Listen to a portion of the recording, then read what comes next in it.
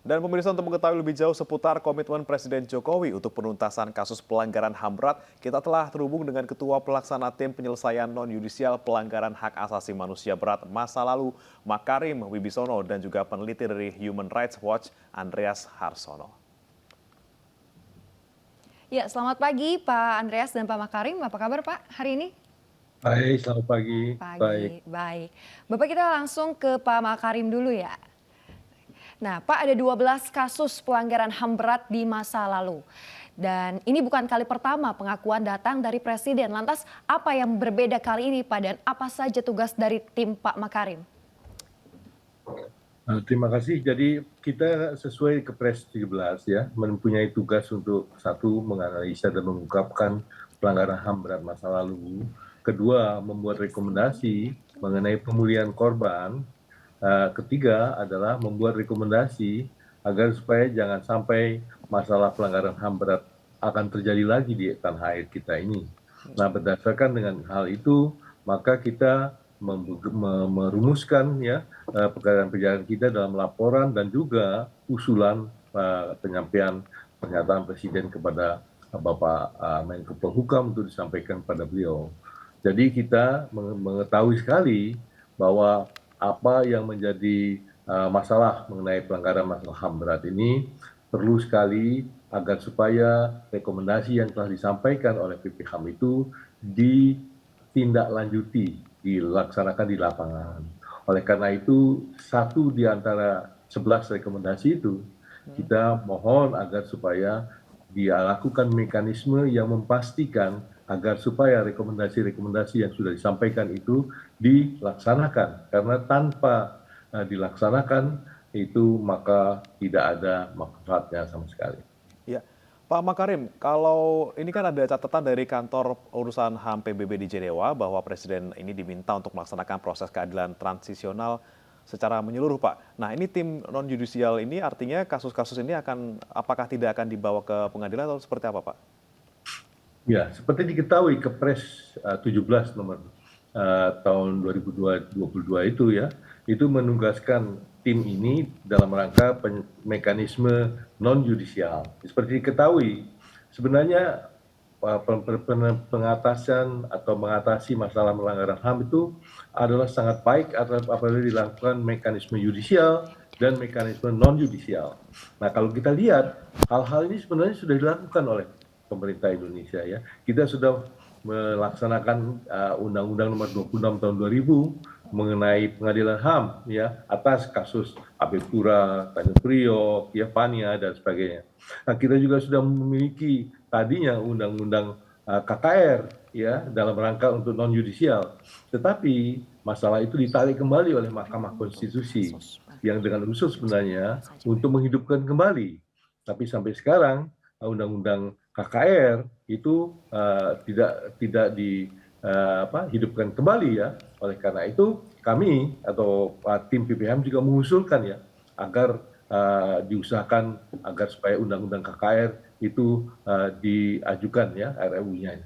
Nah, di dalam ketidakmungkinan hal-hal yang dilakukan ini, maka dibentuklah Kepres 17 nomor 2022 untuk mencoba mengambil usaha untuk mengatasi masalah itu. Jadi ini tidak sama sekali mengenyampingkan masalah pelaksanaan yudisial.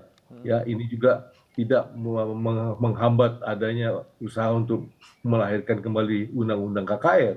Nah, ini adalah usaha di tengah-tengah usaha kegiatan-kegiatan tadi tidak berjalan, maka kita berusaha untuk merumuskan beberapa rekomendasi yang kiranya dapat bermanfaat. Oke, baik Pak. Kemudian untuk kasus-kasus pelanggaran HAM di Papua, sebenarnya apa sih Pak yang menjadi kendala hingga pemerintah terkesan menolak untuk berdialog, Pak? Kalau kita mendengar ya apa yang telah disampaikan oleh para korban pada kasus itu yang beliau atau para korban bersedia bertemu dengan tim PPHAM itu, mereka sangat tersentuh ya kenapa ada kemauan untuk berdialog atau bertukar pikiran dengan para korban di Wasior ya. Pertemuan di Wasior itu sangat intensif dan juga mereka juga membuka diri untuk melakukan apa-apa yang sebaiknya menjadi jalan keluar bagi penyelesaian masalah ini. Memang di Wamena memang ada masalah-masalah mengenai ketidakinginan untuk melakukan dialog karena ketidakpercayaan terhadap apa misi daripada tim PPHAM tadi. Tetapi kita bertemu dengan para pendamping, ya, para NGO yang juga melaksanakan tugasnya membahas masalah-masalah tersebut. Jadi kami melihat, ya, bahwa hendaknya dengan korban-korban yang terjadi di Wasior maupun di Wamena itu, kita perlu melakukan pendekatan dan penyelesaian secara langsung kepada mereka secara terbuka, gitu. Oke, untuk Pak Andreas, ini apakah Pak Andreas juga punya pendapat yang sama, Pak? Sedikit berbeda dengan Pak Makarim Wibisono. Begini, selain 12 kasus yang disampaikan oleh BPHAM, tentu ada berbagai macam kasus lain yang besar masa lalu, yang juga seharusnya juga dimasukkan dalam daftar tersebut. Misal, di Papua itu ada kasus besar pada tahun 1977. Ya, menurut sebuah laporan setidaknya 30.000 orang meninggal, kebanyakan karena kelaparan, tapi sebagian juga karena kekerasan. Atau Biak tahun 1998. Nah, istri saya orang Madura, jadi pembantaian orang Madura 97 sampai 2001 di Kalimantan itu juga seyogianya masuk. Orang Madura ini kan anggota dari Nahdlatul Ulama. Ya, beda dengan saya atau kebanyakan orang memperingati hari ulang tahun. Sementara orang Nahdlatul Ulama, orang Madura itu memperingati hari kematian. Haul, istilahnya haul. Nah, bagaimana orang-orang Madura yang kehilangan ayah atau kakek, ibu, nenek mereka sampai sekarang tidak bisa merayakan haul orang-orang yang mereka cintai karena tidak tahu kapan matinya. Kalau mati di mana mati dan bagaimana cara matinya. Dan yang paling penting kuburannya di mana. Jadi poin soal mencari kuburan-kuburan mereka itu menurut saya yang penting untuk ditindaklanjuti. Bukan hanya orang Madura, bukan hanya orang Biak 98 atau Wamena 1977, tapi juga di Aceh, tentu 1965 sampai 1969 perlu segera dicari untuk dilakukan testing DNA dari kerangka-kerangka itu setelah dicari keluarga-keluarga yang ada yang terkait dengan orang-orang yang menjadi korban berbagai macam pelanggaran hak asasi manusia skala besar dalam 60 tahun terakhir. Oke, baik Pak Andreas, bagaimana pendapat Anda terkait tim bentukan presiden kali ini, Pak? Apakah ini menjamin keamanan dan juga keadilan untuk rakyat Papua, Pak? Ya, tentu ini sebuah langkah yang signifikan, ya, tetapi berpendapat bahwa di masa yang akan datang tidak akan terjadi pelanggaran hak asasi manusia di Papua. Ya, kenyataan di lapangan tidak semudah itu. Hari-hari ini ada yang namanya Victor Yemo sedang diadili di Pengadilan Negeri Jayapura karena pidato mengecam rasialisme terhadap orang Papua pada tahun 2019. Ya, tentu Victor Yemo tidak perlu ditahan, apalagi sampai diadili.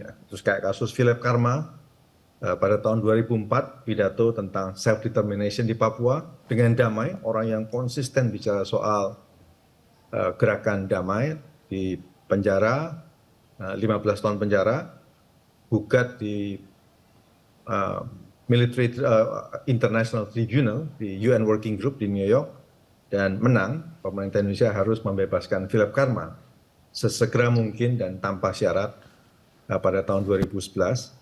Dan akhirnya Presiden Jokowi sendiri yang membebaskan Philip Karma pada tahun 2015. Nah, kasus-kasus kayak gitu itu masih terjadi di Papua tentunya. Sebelum atau ngomong yang sederhana sekali dengan Panglima Militer kita, Kodam Cendrawasih di Jayapura, dia berpendapat ini harus ada solusi politik di Papua ini. Tidak bisa hanya mengatasi dengan keamanan. Dan dia mengatakan bukan orang Papua, tapi Panglima Indonesia sendiri yang ada di Jayapura. Jadi Papua ini persoalan rumit. Saya Baik, bukan katakan tidak ada langkah maju, langkah signifikan, tetapi persoalannya sangat rumit sekali. baik. Pak Makarim dan juga Pak Andreas, ini pertanyaan terakhir Pak terkait dengan pengungsi Rohingya nih. Apakah Indonesia sudah waktunya meratifikasi konvensi pengungsi? Kita ke Pak Makarim dulu Pak, silakan Pak.